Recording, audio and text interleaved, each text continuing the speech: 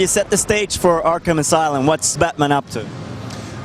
Well, when the game starts, Batman's returning Joker back to Arkham Asylum. For people who don't know, Arkham Asylum is the home for the criminally insane in Gotham City. It's kind of where everybody Batman has ever faced in his career as Batman has been at one point or another. Joker's broken free, Batman's brought him back, and then unfortunately for Batman, Joker escapes again, and it's kind of like what would happen if the madman takes over the asylum. One of the great things about this project is that we've been able to draw on the full 70 years of the Batman brand, the Batman universe. And we've been able to take exactly the bits that we needed to make the best game. So, I mean, we've been really lucky working with DC, with Warner Brothers, with Paul Dini, who, as people know, is behind the Batman animated series. That, of course, led to us having like Mark Hamill, Kevin Conroy back as the voices, and you know, it's just been really, really a great partnership between everyone. But you didn't choose to pick one comic or one style of Batman for your game. You give it your own spin. No, I mean the great thing about Batman is, you know, people like him on many different levels, and there are many different interpretations of the character, and we've just again chosen what works best for the game. I mean, our best example is Joker, who obviously is voiced by Mark Hamill, which is kind of obviously he did the animated series, but we then fused it a little bit with the Killing Joke Joker, so that, you know, we got this really darker character, because the game is darker than the animated series. So, you know, we just take the best bits in order to deliver the player the best Batman experience that they're ever going to play. What's going on right now? It's the Joker.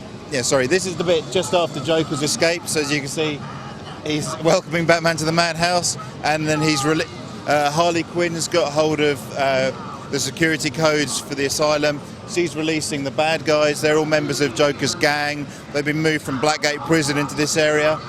And this is one of the early kind of combat tutorials, really. It's just kind of showing how, you know, Batman finds it incredibly easy to take on a bunch of low-life thugs. You know, one of our design decisions is to make Batman always feel powerful, always feel like Batman, make the player always be Batman. So, you know, what we have here is the free flow combat system, showing how you can chain moves together and, you know, and take guys out with relative ease. The combat system basically allows you to chain together different attacks to create your own combos. So you've got your basic strike, which you're moving and targeting new enemies.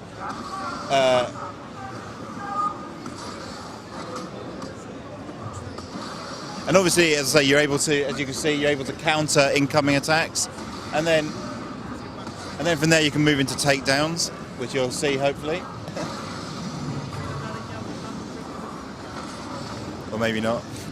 Bit of a stylish finish there. Yeah, yeah. Well, again, it's about making Batman look cool, making, you know, that kind of wish fulfillment element of being Batman. Right, this is switching into Batman's detective mode. It's another key element of what it's like to be Batman. Obviously, you can see we're displaying the skeletons of the thugs. On top of that, when they're actually conscious, you can see their heart rates, and you can tell whether they're nervous, scared of Batman. Because Batman's a scary guy, you know. He appears in the shadows, takes people out, and it also helps as a kind of tutorial aspect and just a general help system for the player. Can you tell us about any of the other gadgets that Batman has? Well, one of the two initial gadgets you kind of have is your grapnel gun, which enables Batman to grapple up to places normal guys can't get to. And again, we don't limit that. We want you to feel like Batman, so straight away you can, you know, be Batman, I guess is the best way of looking at it. We also have batarangs, which and other things that you will get across the course of the game, which we don't want to talk about because we're trying to keep things a surprise. But then everything's also upgradable, and you know, it just all works really well.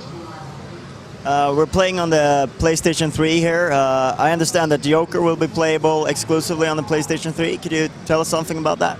Well, yeah, Joker is exclusively playable on the PlayStation 3. What you get is the ability to play as Joker in the challenge maps.